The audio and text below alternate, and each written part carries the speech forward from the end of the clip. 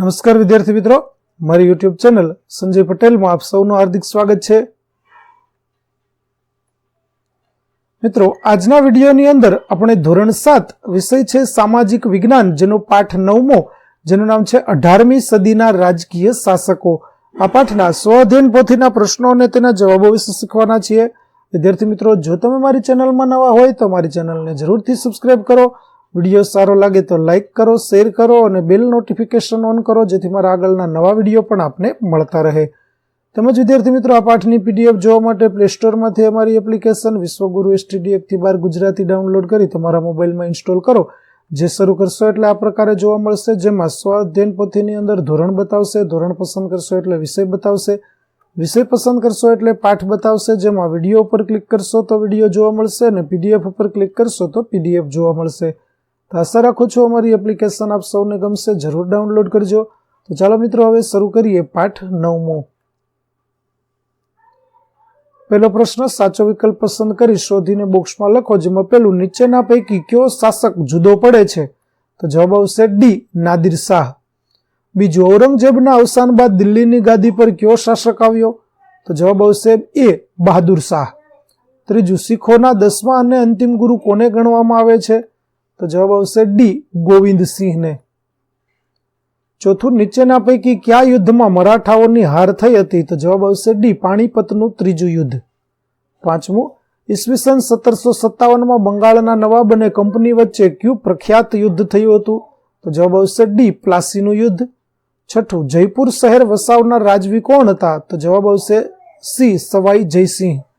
સાતમું, પંજાબના કયા શાસકે પોતાની સેનાને યુરોપિયન સેનાની જેમ આધુનિક બનાવવાનો પ્રયત્ન કર્યો હતો?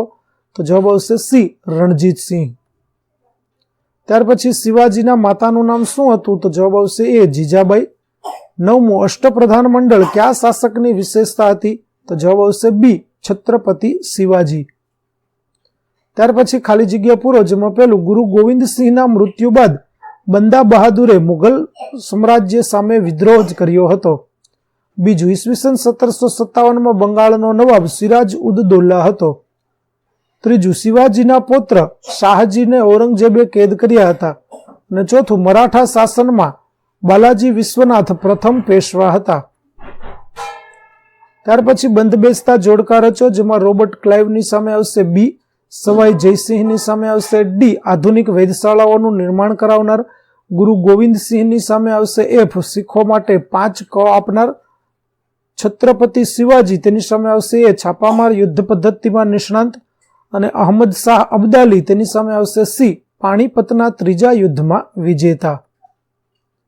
ત્યાર પછી નીચેના પ્રશ્નોના ઉત્તર 1-2 વાક્યમાં લખો, જેમાં પહેલું, સવાઈ જયસિંહે કયા કયા રાજ્ય સ્થળોએ આધુનિક વેધશાળાઓ બંધાવી હતી? તો રાજા સવાઈ જયસિંહ મહાન ખગોળશાસ્ત્રી હતા.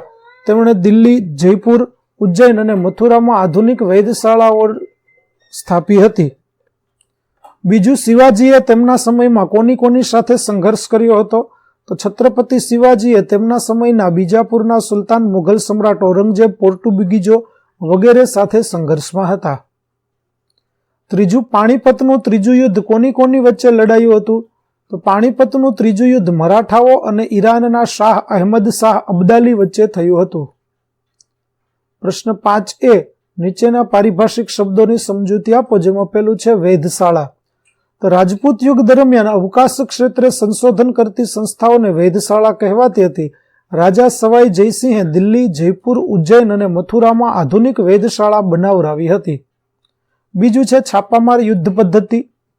તો સૈનિકો દ્વારા જૂથો બનાવી અણધાર્યા દુશ્મનો પર વાર કરવાની પદ્ધતિને છાપામાર યુદ્ધ પદ્ધતિ કહે છે. શિવાજીના નેતૃત્વ હેઠળ મરાઠાઓએ આ યુદ્ધ પદ્ધતિ અપનાવી હતી.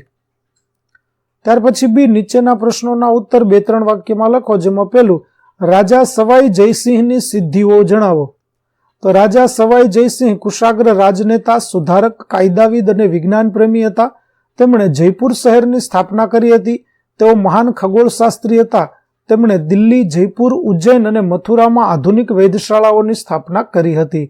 બીજું, પંજાબ કેસરી રણજીત સિંહની યુદ્ધ નીતિ વિશે નોંધ લખો. તો રણજીત સિંહ શીખ સામ્રાજ્યના મહાન શાસક હતા. તેમણે લાહોર, અમૃતસર, કાશ્મીર, પેશાવર અને મુલતાન પર વિજય મેળવી શીખ સામ્રાજ્યનો ખૂબ વિસ્તાર કર્યો હતો.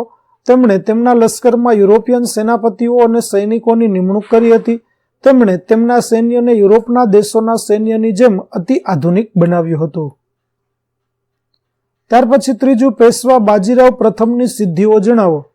તો પેશવા બાજીરાવ પ્રથમ પ્રબળ યોદ્ધા, ચતુર રાજનીતિજ્ઞ, નીડર, હોશિયાર અને મહત્વાકાંક્ષી હતો.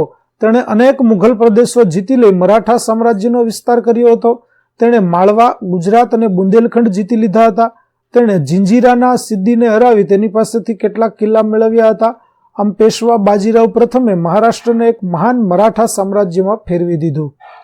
ચોથું, પાણીપતના ત્રીજા યુદ્ધના પરિણામ અને તેની અસરો જણાવો. પાણીપતનું ત્રીજું યુદ્ધ ઈસવીસન 1761માં થયું હતું. એ યુદ્ધમાં મરાઠાઓનો પરાજય થયો હતો. મરાઠા સૈન્યના પરાજયના સમાચાર મળતા આઘાતથી પેશવા બાલાજી બાજીરાવ અવસાન પામ્યા હતા. તદુપરાંત પાણીપતના ત્રીજા યુદ્ધમાં પરાજિત બનેલા મરાઠાઓ નિર્બળ બનતા ભારતમાં બ્રિટિશ સત્તાનો ઉદય થયો. ત્યાર પછી નીચે આપેલા શાસકોને સલ્તનત કાળ, મુઘલ કાળ અને અન્ય શાસકોમાં વર્ગીકૃત કરો. જેમાં સલ્તનતકાલીન શાસકોની અંદર આવશે કુતુબુદ્દીન ઐબક, ઇબ્રાહિમ લોદી, રઝિયા બેગમ, અલાઉદ્દીન ખલજી અને મોહમ્મદ તુઘલક. જ્યારે મુઘલકાલીન શાસકોની અંદર આવશે બાબર, જહાંગીર, ઔરંગઝેબ, અકબર અને શાહજહાં. જ્યારે અન્ય શાસકોમાં આવશે મહારાણા પ્રતાપ, છત્રપતિ શિવાજી, વીર દુર્ગાદાસ રાઠોડ, સંગ્રામસિંહ રાણા અને ગુરુ ગોવિંદસિંહ. ત્યાર પછી વર્તમાન સમયમાં સરકાર દ્વારા ઉઘરાવવામાં આવતા કરવેરાની યાદી બનાવો. તો અત્યારે સરકાર પાણી વેરો, મકાન વેરો, જકાત વેરો, શિક્ષણ વેરો, જમીન વેરો, વીજળી વેરો, રસ્તા વેરો, જીએસટી વગેરે વેરાઓ ઉઘરાવે છે. વિદ્યાર્થી મિત્રો, અહીં આપણું પાઠ 9 ના સ્વાધ્યાય પોથીના સોલ્યુશનના પ્રશ્નો અને જવાબો છે તે પૂરા થાય છે. આગળના પાઠના સ્વાધ્યાય પોથીનું સોલ્યુશન મેળવવા મારી ચેનલને જરૂરથી સબસ્ક્રાઇબ કરો. તેમજ પીડીએફ જોવા માટે પ્લે સ્ટોરમાંથી અમારી એપ્લિકેશન વિશ્વગુરુ એસટીડી 1-12 ગુજરાતી ડાઉનલોડ કરો. જેમાં આપને ધોરણ 7 તમામ વિષયની સ્વાધ્યાય પોથીની પીડીએફો મળી રહેશે.